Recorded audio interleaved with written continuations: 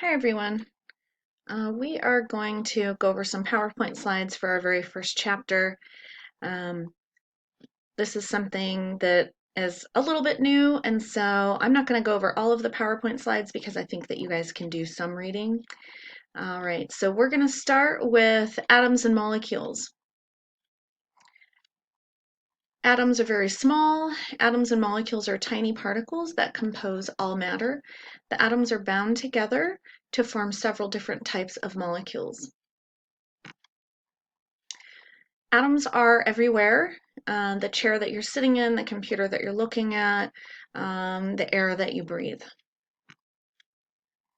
What is matter? Matter is anything that occupies space. All right, so some types of matter: steel, water, wood, plastic, everything that is visible to our eyes. But then there's also stuff that you can see, like microscopic dust, well, that you can't see, and air. Okay, and that's also matter. Matter is composed of atoms and molecules. Okay.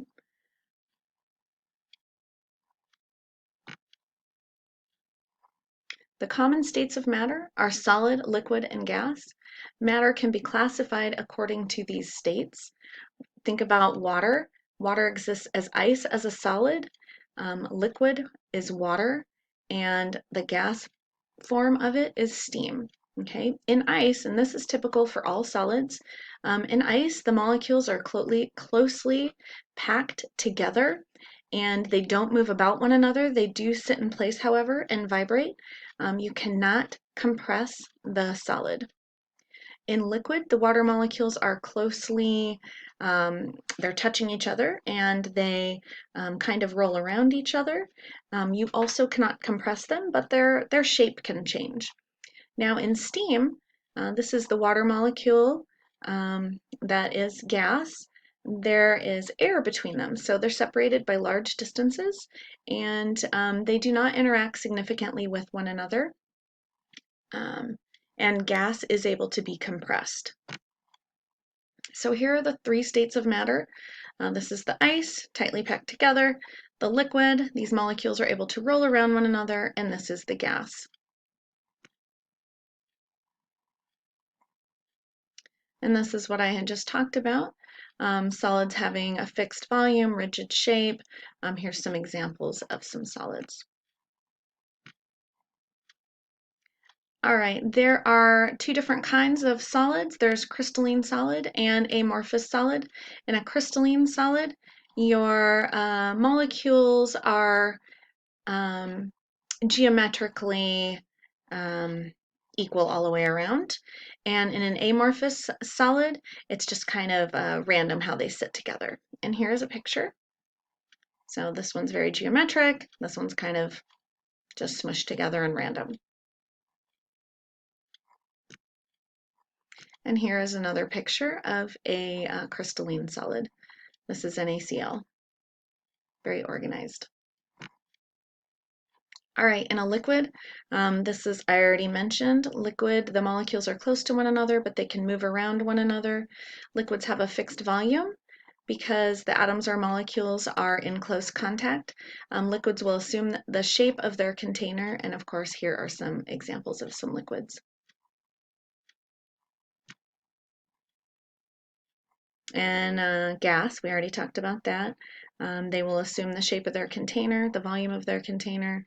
They are compressible and expandable. So here is a solid. You can see that you can't compress the solid. Here's a gas. You can compress the gas. And here are some properties of solids, liquids, and gases. You guys also have access to the full PowerPoint so that you can look at these longer. I just wanted to tell you the main points.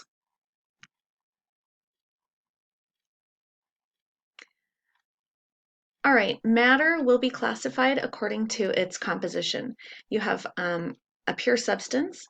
So a pure substance is composed of only one type of atom or molecule, and a mixture is composed of two or more different types of atoms or molecules combined in variable proportions. So we'll go a little more into that. You have elements. Elements is a pure substance that cannot be broken down into simpler substances, even by a chemical process. We know that there is a periodic table of elements. You guys have access to that in your book. An example of a pure element would be helium. Okay, so here's helium, and it's made up strictly of helium atoms. All right. A compound is a pure substance composed of two or more elements in fixed definite proportions. Compounds are more common than pure elements, and most elements do chemically react with one another to form compounds. Examples of compounds would be water, table salt, sugar. And these guys can be decomposed into simpler substances. All right, here's pure water, two elements, H and O, in fixed definite proportions. I should say hydrogen and oxygen. All right, when matter contains two types of atoms, it may be a pure substance or a mixture. A compound is a pure substance composed of different atoms that are chemically united and bonded in fixed definite proportions, okay, like table salt, what we just talked about. Then you have a mixture, and this is composed of different substances that do not chemically unite together.